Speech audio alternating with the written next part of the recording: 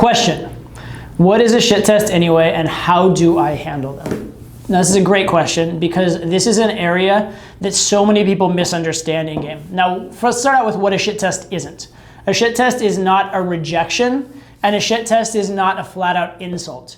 So you're ugly and smell bad is just an insult, right? Fuck off, I'm leaving is a rejection. What a shit test is a girl that's saying something to you that is potentially negative, or something that puts you more technically in an unhelpful frame. And I'll talk to you about what a frame is in a minute, right? But where it comes from is that the girl is emotionally reactive to you, but hasn't made a decision in your favor yet, okay? And in a sense, that means it's a good thing, okay? Because getting the girl emotionally reactive to you is a first very positive step in getting a girl to like you. For example, a lot of beginner guys, when they first start out talking to girls, they actually don't get shit tests, and this is actually a problem. So if you go up to a girl and she's just very nice to you and very sweet to you and then says, okay, nice to meet you, and leaves, that means you were tolerated. That means she was being polite to you and nice to you until she could, politely leave, and she did that, and she didn't feel the need to test you. She didn't feel the need to give you a hard time because you were not close enough to being in the category of guys she would sleep with for you to merit getting a shit test. As guys get to intermediate, they tend to get a lot of shit tests because now they are a sexual threat. Now that it's a legitimate possibility they will sleep with this girl, and the girl is, emotionally reactive in some way. However, the impression is not so favorable that the girl has just bought in and decided, and so the girl gives them tests. And what these are, another word for shit test is congruence test.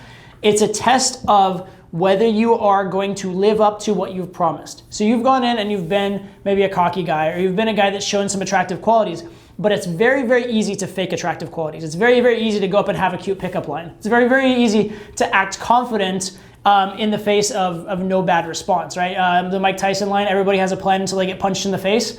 It's kind of like that. So every guy has a plan until the girl throws some shit at them.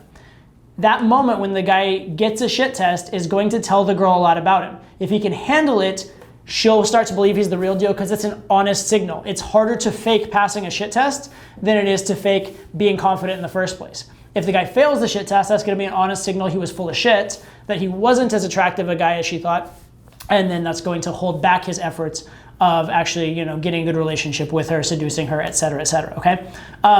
So when a girl gives you a shit test, I want you to think of it as two things. Number one, a compliment.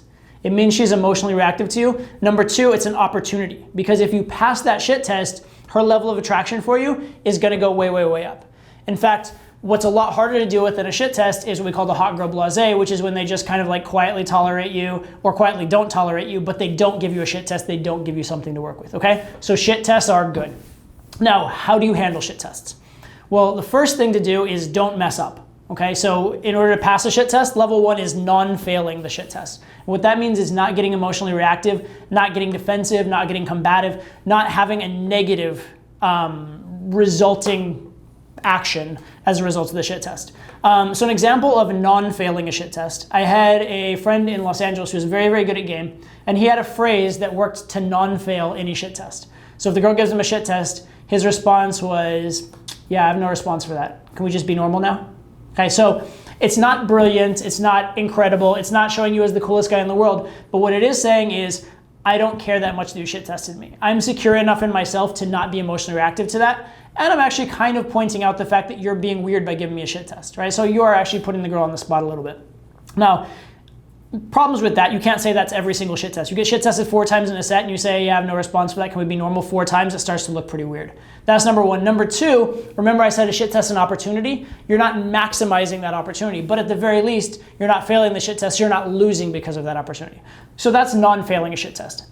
And you could look at ignoring a shit test, which is another answer people give to shit test, ignoring it as another version of non-failing a shit test. So that can be very effective as well. If the shit test is not so compelling and not so much a present part of the conversation that you can just ignore it and pretend it wasn't said, that can work as well.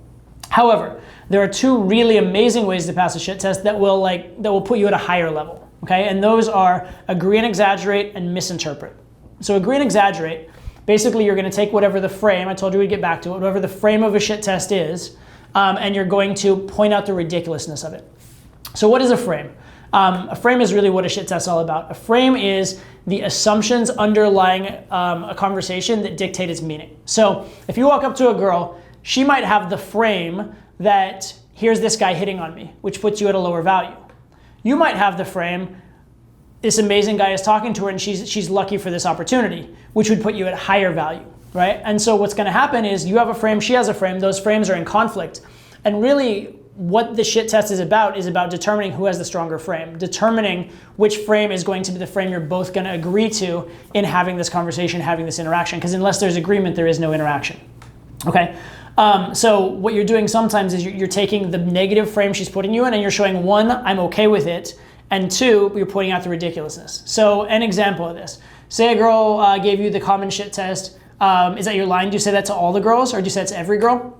Well, an agree and exaggerate response to that might be like, yes, I say that to every girl. I've said it 500 times a day. It was weird when I said it to my grandma though. Do you think maybe I should stop doing that? Right, so there you're pointing out, like she said, do you say this to every girl? You're pointing out how ridiculous and absurd it would be to say it to every girl and how silly her question is, right? And the fact that you've been witty, you've been clever, and the fact that you still clearly don't care because you're willing to take that negative frame and just adopt it like, yes, put me on that negative frame, I'm fine with it. In fact, I'll go to the extreme of that negative frame to the point that it's ridiculous. And so that's one good way to pass a shit test, okay? And that's agree and exaggerate. So you take whatever the frame is and take it to its logical conclusion to show its absurdity and also to show that you're not afraid of it, right? If you're resistant of the frame or if you're scared of the frame, that's low value. If you're like, okay, fine, put me in that frame. Let's just look at how ridiculous that is. That's pretty high value. It also shows a lot of ability to think under pressure. It shows a lot of ability to kind of hold your own when put under stress, which is a very attractive trait. The other way to deal with a shit test is to misinterpret, and that is to flip it around as though it was a compliment or a sexual advance.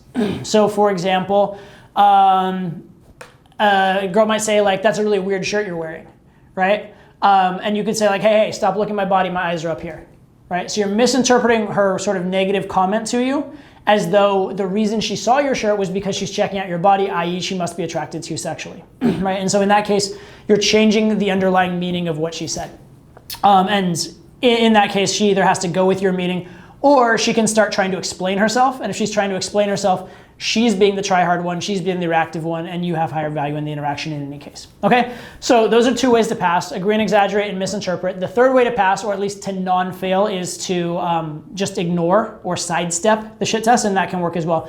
But fundamentally, if you want to be good with shit tests, the most important thing is to understand what they are, right? They are a compliment and an opportunity. If you understand that, you're going to naturally and instinctively answer them better and answer them in an effective way, rather than being so devastated when you get one, and rather than being so nervous and thrown off by it. Okay, so understand again, what is it? It means she's being emotionally reactive to you. It's a compliment to the effect you're having on her, and it's an opportunity to show that you really are the real deal.